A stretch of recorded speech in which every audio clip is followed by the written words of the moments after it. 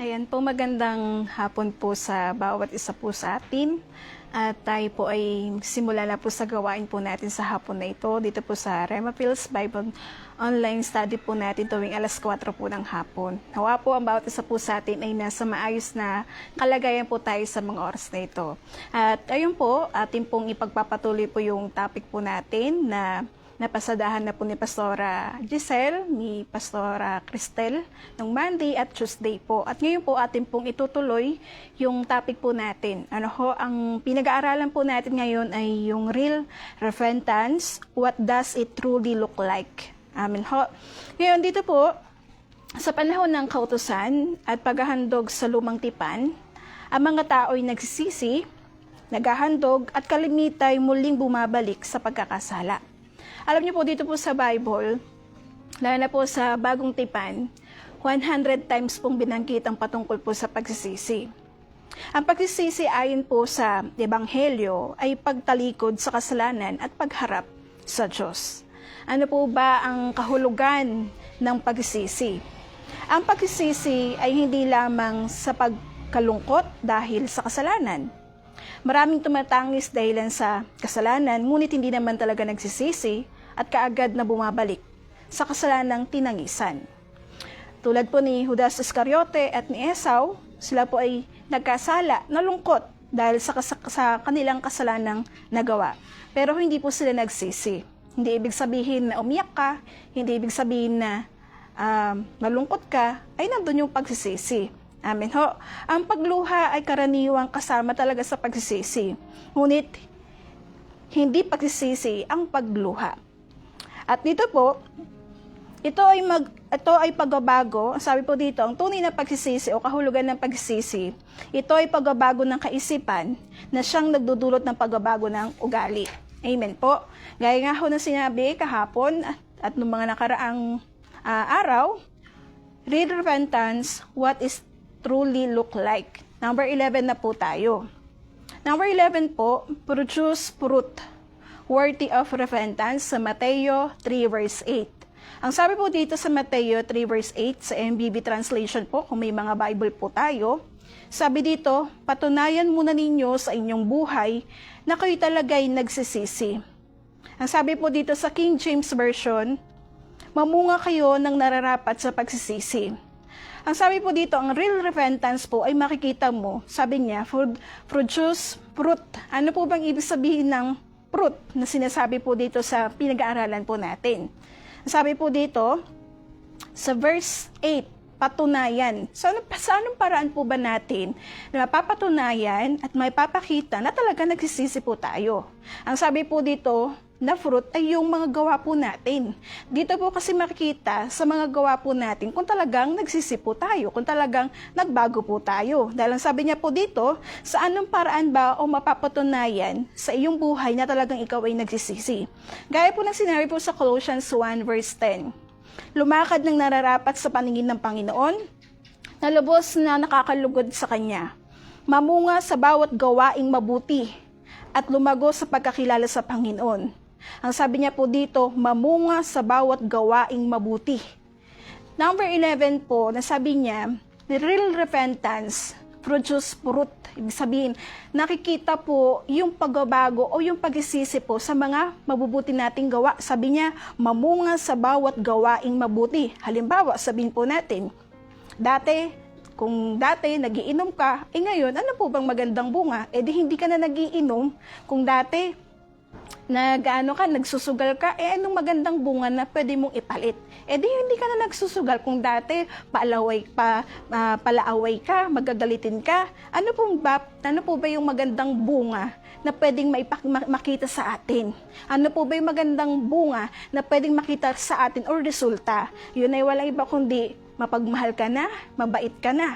Amen? Kaya ang sabi niya pong ganun, mamunga sa bawat gawaing mabuti. So, ibig sabihin, napapakita yung totoong repentance natin kapag po nakikita yung magandang bunga sa action po natin, sa gawain po natin. Amen po ba? Kasi sabi niya pong ganun, ang tunay na pagsisisi ay nakikita yung magandang bunga po sa atin, yung magandang resulta ng pagtalikod mo sa kasalanan mo. Amen po. Sabi po dito, lumakad sa katuwiran at kalooban ng Diyos, patunayan sa gawa. Amen po ba? Hindi lang po sa salita na nalungkot ka, umiyak ka, masasabi po ba natin na nagsisi ka ba talaga? Gaya nga ako ng sinabi po kanina, pwede kang umiyak, pwede kang malungkot, pero hindi naman talaga nagsisisi.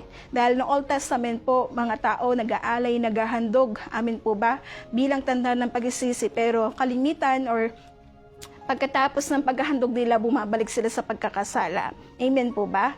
At ngayon, ang sabi po dito, mapapakita ang tunay na o totoo na pagsisisi ay sa pamamagitan po ng mga gawa po natin. Amen po. Yung resulta o bunga ng pagsisisi po natin. At pang 12 po, sabi po dito, number 12, repentance leads to life. Sabi po dito sa Acts 11 verse 18, nang marinig nila ito, tumigil na sila ng pagtuligsa at sa halip na puri sa Diyos, sabi nila, kung gayon, ang mga hintil man ay binigyan din ng Diyos ng pagkakataong magsisi at tumalikod sa mga kasalanan upang mabuhay. Ito po yung kwento ng panahon po na nagkaroon po ng vision po si Cornelio. Amen po. Si Cornelio po ay isang hintil. So, ibig sabihin po, ay sila po ay isang hintil, hindi sila mga Hudyo. At ngayon po, si Pedro po o si Peter ay nagkaroon din po siya ng pangitain. Amen po. At ngayon po, ito pong si Pedro po ay isa po siyang Hudyo. Ang hintil po at ang Hudyo ay hindi po pwedeng hindi pa sila pwedeng mag-usap, hindi sila pwedeng magkwentuhan, or hindi sila pwedeng magkaroon ng, kumbaga, magkasama sila. Hindi po pwede. Amen po. Yun po ay ang base po sa Bible po. Ano po? Ngayon po, dumating po yung time na ito pong si Cornelio, nagpakita po ang isang anghel ng Diyos sa kanya. Kwento lang po natin ng kaunti. Ngayon, inutusan po siya ng anghel ng Diyos na magpadala ng mga tao kay Pedro, susunduin po siya, at sabi po ng Panginoon, makinig ka kung anong sasabihin niya sa iyo. Amen po. At ngayon po, ito pong si Pedro po, ay nagkaroon din po ng pangitain na sabi niya, doon sa langit, may nakita siyang isang malaking kumot, sabi niya gano'n. At ngayon po, ang sabi ng Panginoon, nakita po niya doon sa pangitain niya na doon sa malawak na kumot na yun ay merong lahat ng uri ng hayop na gumagapang, lumalakad. At sabi sa kanya ng Panginoon, kumain ka. At sagot po ni Pedro, Panginoon, hindi po ako kumakain ng marumi.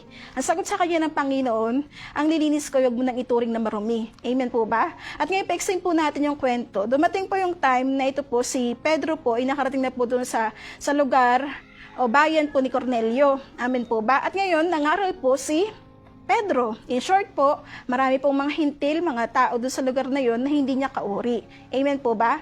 At ngayon, alam niyo po, nung panahon po na yon, pagkatapos niyang mangaral, kahit yung mga hintil po ay nakarinig o nakapakinig po ng salita ng Diyos at nakita to ng mga Hudyo.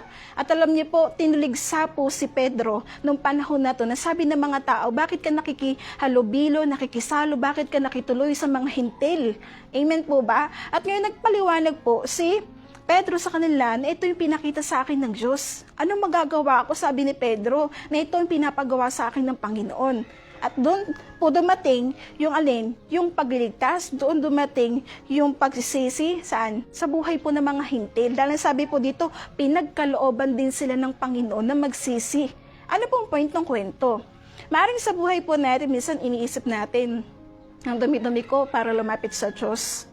Amen po. Maraming tao na sinasabi, alam niyo po, naririnig ko na sinasabi ng mga tao, baka masunog ako pag pumasok ako ng loob ng simbahan. Kasi nga, papasok nga sa simbahan. Kasi ang pagkakaalam ng tao, kapag pumapasok ka sa simbahan, isa ka ng banal. Amen po ba? Malinis ka. Kaya tayo lumalapit sa Diyos kasi nga, ang simbahan ay para sa mga taong tulad nating hindi perpekto. Amen po ba? Kasi nga, may mga pagkukulang po tayo, may mga pagkakamali po tayo. At ang isang bagay po at malaking pagkakamali na maraming tao kaya ayaw nilang lumapit sa Diyos kasi nga makasalanan sila. Amen? Kaya nga si Jesus ay naparito sa lupa, bumaba sa lupa para sa ating pong mga taong makasalanan. At alam niyo po, wala pong tinangi ang Diyos. Kahit yung mga hintil na sabi nga po dito sa Bible, ang mga Hudyo po ang binigyan o pinagkalooban talaga o karapatan. Amen po ba? Kasi bakit? Bayan ng Diyos yan Amen? Pero makikita po natin dito, maging yung mga hintil, biniyayaan ng Diyos. na pinagkalooban ng Diyos na magsisi sa mga kasalanan. Kasi bakit? Ang kalooban ng Diyos, ang bawat isa po sa atin, ay malinis at maligtas po ang bawat isa sa atin.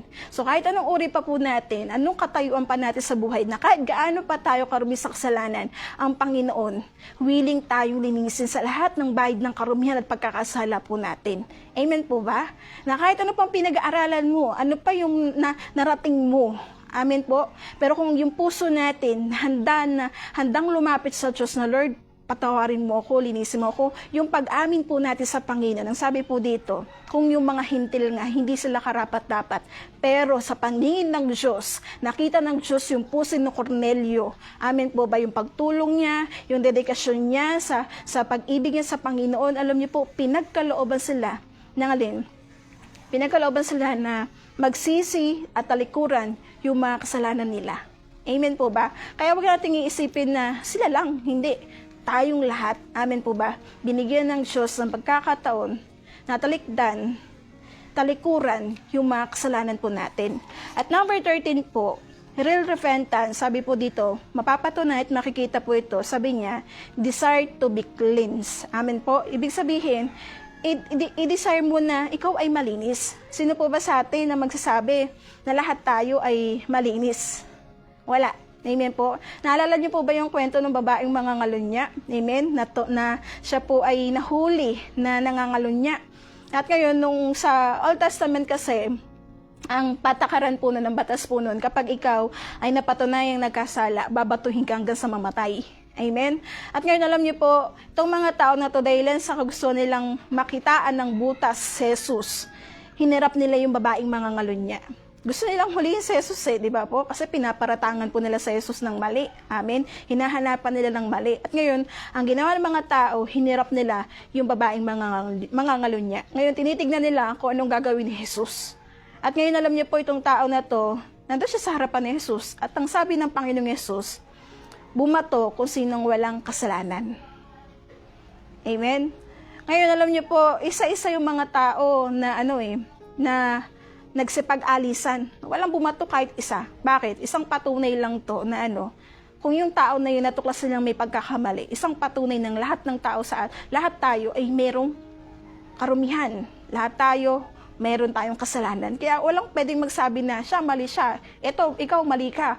Walang pwedeng magsabi sa atin, magdikta na mali ka. Wala. Kasi bakit? Kasi lahat po tayo meron pong karumihan. At ang kagandahan lang po dito, ang sabi po dito sa awit 51 verse 2 ng panalangin ni David, sabi niya, linisin mo sana ang aking karumihan at patawarin mo ang aking kasalanan. Ang sabi po dito, ang tunay na repentance, dinidesire mo na linisin ka ng Diyos. Kasi bakit? Dahil nakikita mo na may pagkakamali ka. Kasi sa pagharap po natin sa Panginoon, wala naman pong righteous Amen po ba? Maharap tayo sa Diyos, sinihingi natin araw-araw yung kalinisan at kapatawaran nagmumula po sa Panginoon po natin. Amen? Nakikita mo may kasalanan ka, nakikita mo may mali ka.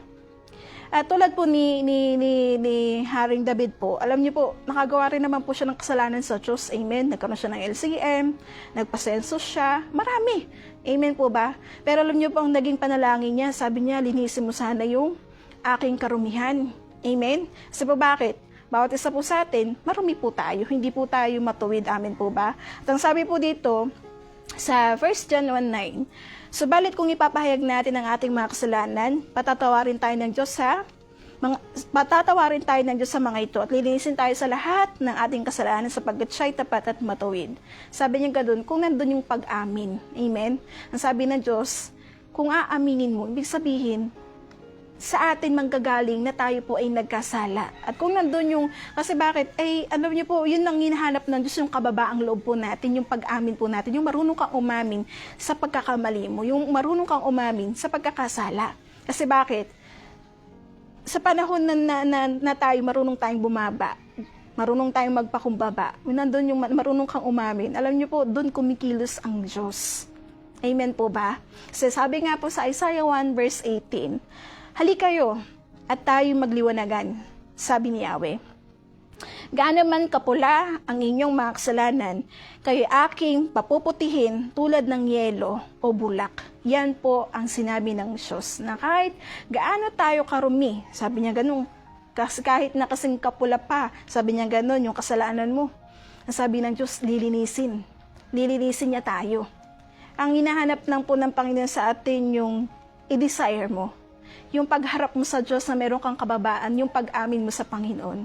Naalala po ba natin yung Pariseo at yung Publikano? Amen? Yung Pariseo, nagmamataas siya, nagmamayabang siya. Sabi niya, salamat kasi hindi ako tulad ng iba. Sabi niya ganon. Samantalang yung isa dyan, sabi niya ganon. Hindi man lang makatingin at dinadagukan yung isa, yung dibdib niya. Amen po ba? At ngayon, anong ginawa po ng Publikano? Hindi nga talaga siya makatingin sa langit. Bakit? Kasi nahihiya siya sa harapan ng Diyos. Ang sabi niya sa Panginoon, Panginoon, nagkasala po ako. Alam niyo po, ang kinalugdan ng Diyos doon, walang iba kundi yung Publikano na binaba niya yung sarili niya, nandun yung pag-amin sa sarili niya na, Lord, patawarin mo ako kasi nagkamali ako, nagkasala ako. Amen? Kasi po bakit? Kapag nandun yung pag-amin, syempre, nandun yung pagdidesire ng puso mo na na magpalinis sa Panginoon po natin. Amen po ba? Kasi bago ka magkaroon ng pananampalataya sa Panginoon, kailangan nandun yung pagsisisi muna. Amen po. At number 14 po, sabi niya, real repentance, number 14, turning from evil ways. Jonah chapter 3 verse 10, ang sabi po dito, nakita ng Diyos ang kanilang pagtalikod sa kasamaan, kaya hindi na niya pinarusahan ng mga ito tulad ng kanyang unang sinabi. Amen po. Sabi niya, turning from evil ways. Dito po sa Jonah chapter 3 po, kung maaatras po tayo sa kwento po niya, diba, si Jonas po ay inutusan ng Diyos na na mangaral at warningan ang lugar ng Ninive. Amen po ba? Bakit? Kasi ang Ninive po ay, sabi po sa Bible, sa Jonas po ay sukang-suka na ang kalangitan dahil sa kasamaan at kasalanan ng ginagawa nila. At ngayon, dumating yung point na si Jonas po ay tumakas po sa Panginoon namin po. At syempre, in short po, sa kwento po na yon ay ginawa din naman po niya yung trabaho na pinapagawa sa kanya ng Panginoon. Amen po ba? At ngayon dito po sa chapter 3 verse 10, nakita ng Diyos ang kanilang pagtalikod. Bakit? Simulang narinig nila yung patungkol sa mensahe na gusto ng Diyos na iparating sa kanila, na kung hindi kayo magsisisi, wawasakin kayo ng Diyos. Itong lugar na to, wawasakin ng Panginoon. Alam niyo, nagkaroon po sila ng takot at sabi po dito, tinalikuran nila yung kasamaan. Amen, na ginagawa nila. At ang sabi po dito, hindi po tinuloy ng Diyos yung parusa na dapat nagagawin niya nung unang sinabi niya. Amen?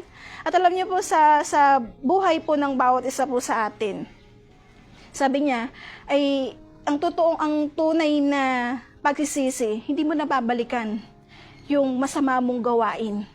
Kasi nakikita naman po natin na wala namang magandang naidudulot ang mga kasamaan na ginagawa. Amen? Naalala niyo po ba yung time na gugunawin ng Diyos ang Sodom at Gomorrah dahil sa kasalanan nila? Amen po ba?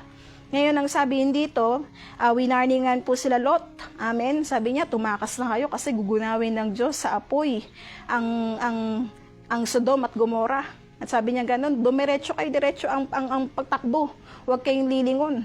Amen? Kasi ang sign po or meaning ng paglingon, gusto mo pa. Amen? Gusto mo pang gawin. Nangihinayang ka, kaya nililingon mo. Ano pong nangyari? Lumingon si Lot at naging asin.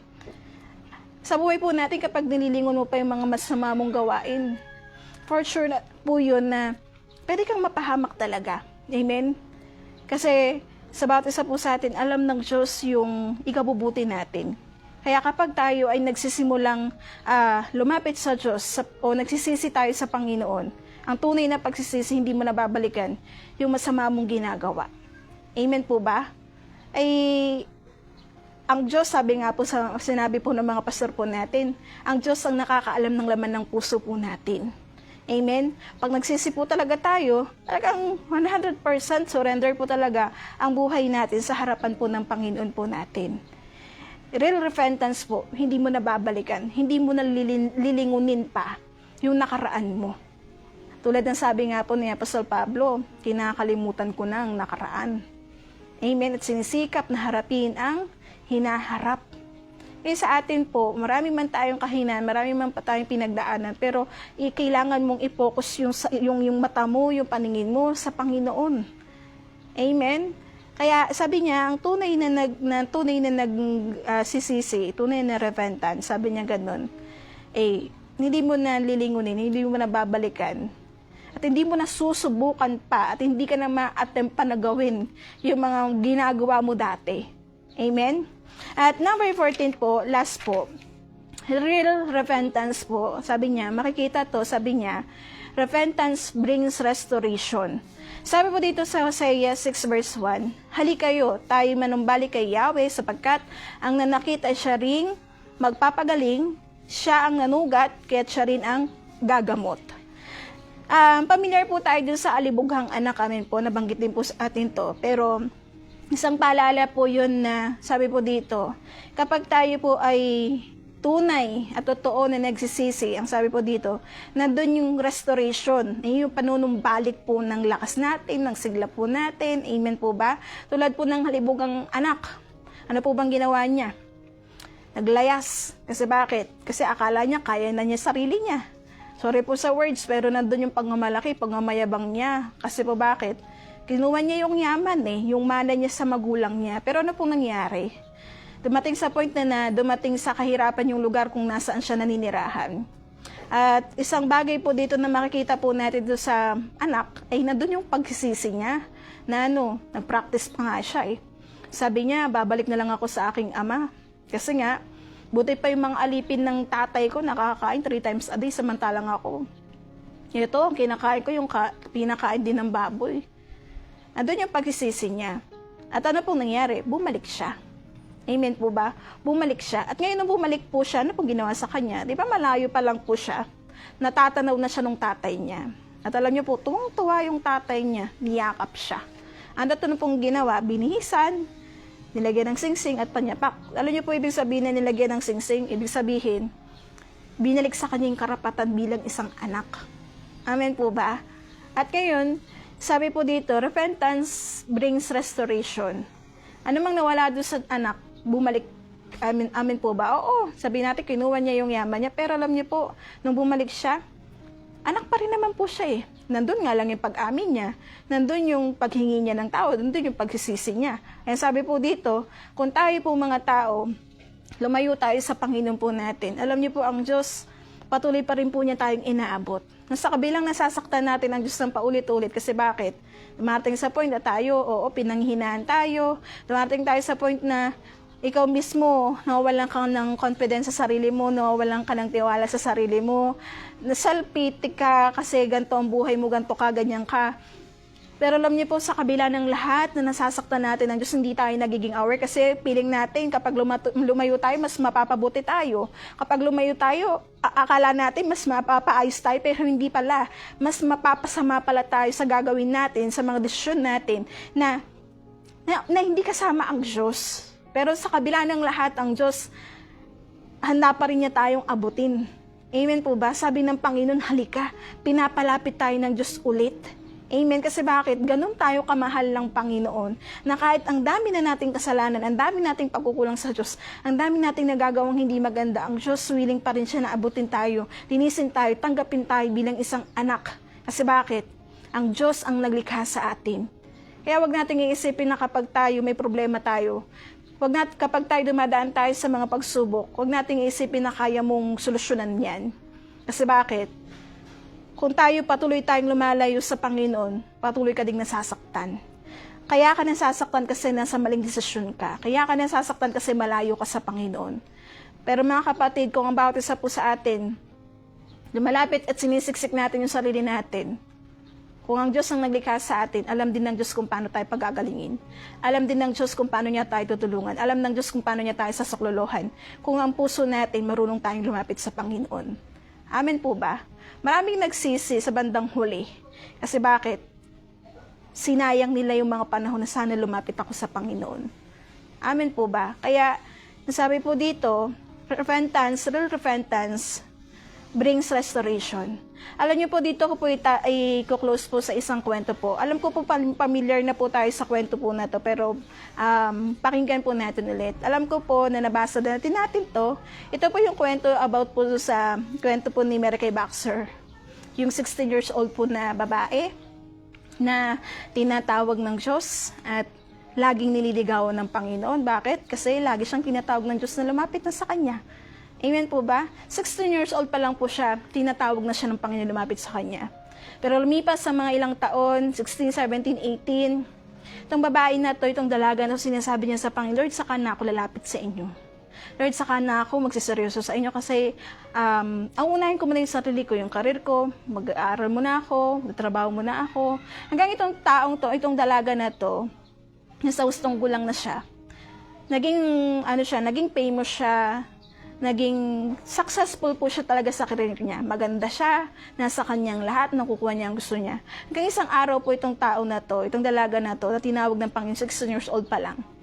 Nagkaroon po sila ng isang event o sabihin natin party. At doon sa pag-uwi nila, itong driver niya ay na-aksidente po sila, na-aksidente sila. So, in short po, doon sa kwento po na yun, kung naalala po natin yung kwento na yun, pagising niya, nandun na siya sa impyerno. At ngayon, nung panahon na nandun siya sa impyerno, nag-iiyak siya. Sabi niya, Panginoon, patawarin mo ako. Sabi niya ganun. Kung dumating sa point na hindi kita pinapansin, Panginoon, patawarin mo ako kung nung panahon na paulit-ulit mo akong tinatawag, paulit-ulit mo akong pinapalapit, pero hindi ako lumalapit. Alam mo, nag-iiyak po yung babae na to. Sabi niya ganun, Lord, patawarin mo ako, nagsisisi na ako. Ano po? Alam niyo po, ang Diyos, wala siyang nagawa ng panahon na nasa impyerno na yung babae. Kasi bakit? Kasi yun na yung huling kahatulan sa Kanya. Amen po. Na kung saan sa buhay po natin dito sa lupa, maraming beses po na tinuturo sa Biblia na magsisitalikuran po natin yung mga kasalanan po natin. Dahil alam ng Diyos na yung kasalanan natin ay merong kapatutunguhang kapahamakan kung hindi tayo totaling susuko at magsisisi sa mga kasalanan po natin. Mga kapatid, ang pagsisisi, hindi po ito nadadala sa iyak lang o lungkot. Dahil ang pagsisisi, pagbabago to ng isip po natin. Nagbabago yung aksyon po natin na ipapakita po natin kung paano tayo magbabago. Amen po ba? Pwede kang malungkot, yes. Kasama po yan sa nalulungkot ka kapag nakakagawa tayo at alam nating may mali po tayo. Pero ang tunay na pagsisisi po ay nakikita to yung pagbabago. Amen po ba? Yung paglapit po natin sa Panginoon. Sa iyo lang naman po sa hapon na ito at sige po tayo po ay manalangin at close po natin sa prayer.